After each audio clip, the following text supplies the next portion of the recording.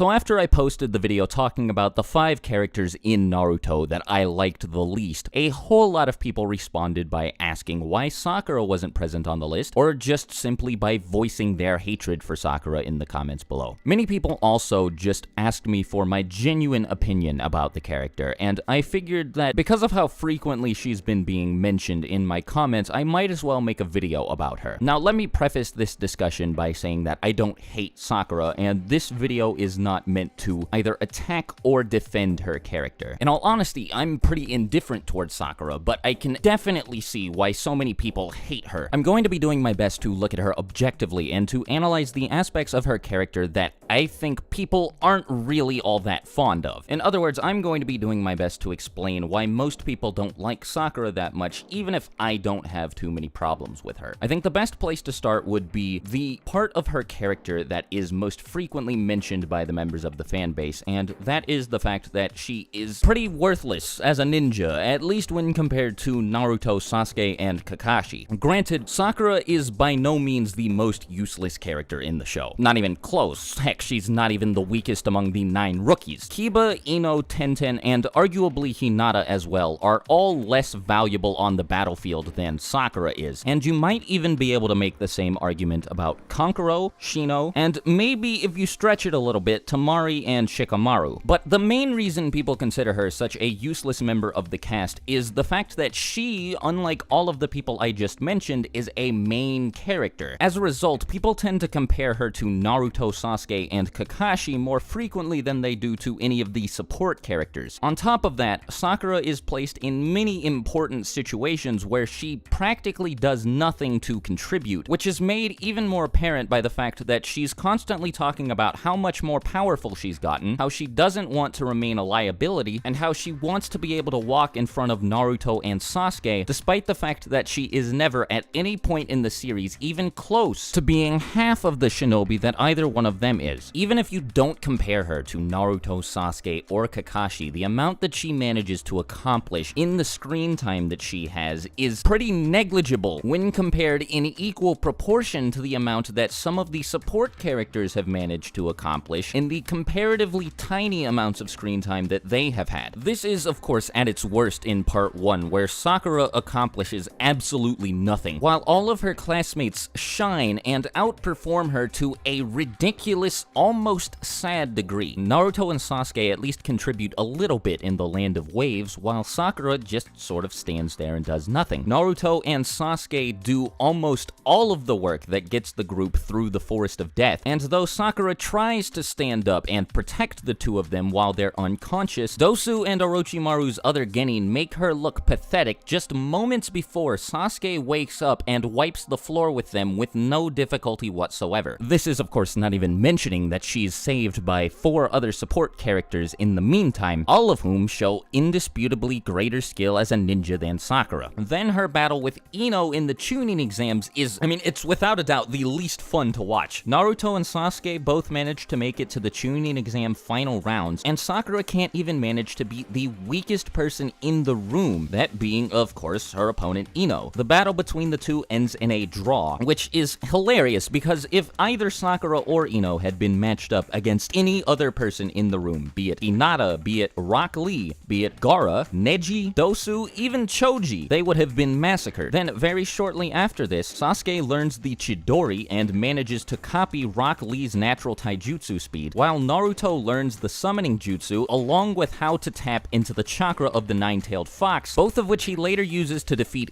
Gaara, who transforms into his tailed beast Shukaku, the ultimate weapon of the Hidden Sand Village, just to keep Sakura and Sasuke safe. She has practically no screen time in the Search for Tsunade arc, so I can't find fault with her there, but in the Sasuke retrieval arc, after begging Naruto to bring Sasuke back to the village, completely disregarding how horribly she'd treated him in the past, with tears rolling down her face, just how worthless she is put into perspective, even without considering what Naruto and Sasuke managed to accomplish in this arc, by Choji, Neji, Shikamaru, and Kiba, and furthermore by Rock Lee, Temari, Kankuro, and Gaara, who all managed to defeat some of Orochimaru's elite henchmen that, when working together, were capable of taking out 2 of the 4th Hokage's elite honor guards. This is of course without mentioning all of the stuff that these same support characters had pulled off earlier in the series. Rock Lee versus Gaara is one of the most memorable fights in the series. Shikamaru completely steals the show against Temari. Shino manages to keep Kankuro held at bay so Sasuke can pursue Gaara and Temari, that sort of thing. All while Sakura accomplishes nothing. Granted, in Shippuden, she does show quite a bit more potential. After training with Tsunade, she manages to master her talent for chakra control, which gives her access to the same ridiculous level of strength that Tsunade possesses, along with incredibly effective medical ninjutsu. At the beginning of Shippuden, she actually seems like she's going to contribute quite a bit. She even helps Lady Chiyo take out Sasori, an S-class member of the Akatsuki, and one who destroyed Kankuro with no difficulty whatsoever. He's also the partner of the same guy who took out Kazekage Gaara, so the fact that she and Chiyo were able to take Sasori out is pretty impressive. After this, however, she sort of reverts back to her Part 1 self since she accomplishes nothing for the rest of the series. She seems to be going strong throughout the beginning of the Orochimaru arc, but as soon as she meets Sasuke, everything goes straight downhill. She pretty much does nothing to move the plot forward for the rest of the series, all while the numerous support characters make incredible use of what little screen time they have. Shikamaru defeats Hidan, an immortal member of the Akatsuki, nearly by himself. Suigetsu, Jugo, and even Karin show themselves to be useful, as they help Sasuke locate Itachi and later assist him in his assault on the 5 Kage summit. Pretty much every member of the Hidden Leaf Village, with the exception of Team Guy, manages to make a pretty solid contribution in the attack on Konoha. Heck, even Konohamaru manages to defeat one of the Paths of Pain, while Sakura is left crying and screaming for Naruto to come back home so he can defeat Pain, despite the fact that she refuses to lift a finger herself against him. Then, after having the nerve to scream at the sky for Naruto to come back home, again, without making any effort to fight against Pain herself, we see Hinata step into the battle between Naruto and Pain in order to save his life, nearly at the cost of her own, and still, Sakura does nothing. There were plenty of other medical ninja in the Hidden Leaf Village at the time of Pain's invasion that could have healed the injured present in the village, but there weren't a whole lot of medical ninja in the village, with access to the strength of 100 seal, which Sakura would have activated here if she wasn't a total wimp, so that she could at least buy time for everybody while she waited for Naruto to arrive. But of course, she doesn't do that. Choji manages to take on the Ghetto Mazo in the war arc. Rock Lee kicks Madara in half. Might Guy opens the 8th gate and goes toe-to-toe with Madara. And a whole bunch of other support characters present in the series just make humongous contributions in what little screen time they have. Again, while Sakura does nothing except for help defeat Sasori, heal people with her medical ninjutsu, help keep Naruto alive after the Nine Tails is extracted, and punch Kaguya in the back of the head. And this is without comparing her accomplishments to those of Naruto and Sasuke. Naruto takes on Orochimaru, the same guy that killed the 3rd Hokage, one-on-one with the power of the Nine Tails, before killing Kakuzu with the Rasen Shuriken pretty much by himself, though he did admittedly have an advantage thanks to the previous help of Kakashi, Shikamaru, and the rest of Team Asuma. But Naruto also defeats Pain, again, pretty much by himself, while Sasuke's accomplishments speak for themselves. Sasuke single-handedly wiped out all of Team 7 while barely trying, effectively killed Orochimaru, killed Deidara, and even managed to impress Itachi with a jutsu he'd developed himself, that being Kirin. Sasuke then goes on to fight a perfect Jinchuriki, Killer Bee, admittedly with the help of Taka, but he still did far better than Sakura ever could have dreamed of doing against Bee, before assaulting the 5 Kage summit, barreling through 3 Kage, and surviving, killing Danzo, nearly killing Sakura with one attack, fighting Kakashi, and taking part in a brief exchange with Naruto. Then Naruto and Sasuke's accomplishments in the war, I mean, those are ludicrous. There's no way Sakura would be able to keep up with those. The main reason this is also bad is because, again, Sakura is a main character, so it's much easier to compare her to Naruto, Sasuke, and Kakashi than it is to compare her to Naruto's supporting cast. Additionally, the scope of some of the stuff she attempts to do just to prove that she actually is indeed useful, which serves no purpose other than to satisfy her own ego, is far too massive for somebody with her capabilities. She always aims too high and still expects the best outcome. Like, for example, example, when she tried to kill Sasuke after knocking out all of her teammates so they couldn't help her, or when she tried to take on people like Madara, the Ten Tails, and Obito by herself. Again, just for the sake of satisfying her own ego. That sort of thing serves no purpose otherwise, and she would have been much better suited to filling a support role in all of these instances, but just because she's stupid and selfish, she had to take things into her own hands and prove that she could take care of these things on her own, despite the fact that she can't. Setting her abilities, or lack thereof, aside, there are plenty of other issues that people have with her character, though I don't think I need to spend nearly as long going over them just to put them into perspective. For starters, Sakura's obsession with Sasuke is really annoying, and I'm pretty sure everyone will agree with me on that. I get it, she's in love, she can't help it, but she is a ninja, so you'd expect her to be able to set these feelings aside, but no. Even to save her own life, she can't do it. As soon as she lays eyes on Sasuke in Shippuden for the first time, that becomes all she thinks about. Despite the fact that Sasuke has tried to kill her multiple times, every time she doesn't get his attention, she begins to pout and throw a little fit just because she's so upset that her Sasuke-kun won't love her back. And this is made worse by the fact that it is likely very superficial, because I know without a doubt, if she didn't think Sasuke was attractive, she would not have the slightest amount of feelings for him. Case in point, the way she reacted to Rock Lee after first seeing him. She didn't even know what kind of person Rock Lee was, and she avoided him like the plague just because he looked a little bit goofy. And all because she thinks Sasuke is really hot and really cool. She lets that issue sit at the forefront of her mind, even in situations where it has no place there. Like, for instance, when she tried to kill Sasuke at the 5-Kage Summit, but second-guessed herself because she still loved him. Despite the fact that Naruto has saved her life countless times, and Sasuke has tried to end it a handful of times, on the other hand, Naruto has done nothing but help her, and has saved her home on multiple occasions, while Sasuke, I mean, he's a criminal and a rogue ninja, but just because Sakura really wants his wee-wee, she can't move on from him or look at any other potential options. She risks the safety of the entire ninja world just on the off chance that maybe Sasuke will say, hey,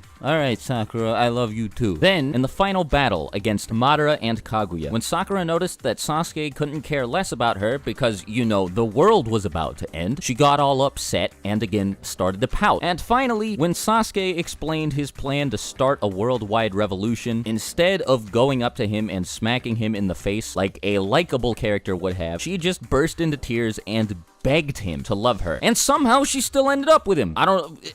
whatever, man. Then there's the fact that she treated Naruto so horribly for so long, and despite how nice he was to her, she had the nerve to lie to him, make him think that she was in love with him, risk crushing his heart just so that he wouldn't get mad at her and try to stop her from killing Sasuke, which she failed to do anyway because she was too afraid. I mean, I guess, long story short, TLDR, she doesn't contribute much, at least not when compared to Naruto's other main characters and even its supporting cast, and she's also just like really annoying and has a pretty dumb obsession with Sasuke. For anybody who does hate Sakura, tell me if I hit the nail on the head here or if there's anything I missed or got wrong, and if there's anybody watching right now who does like Sakura, let me know why in the comments below, and until my next video, I'll talk to you later. Swagkage out. Bye.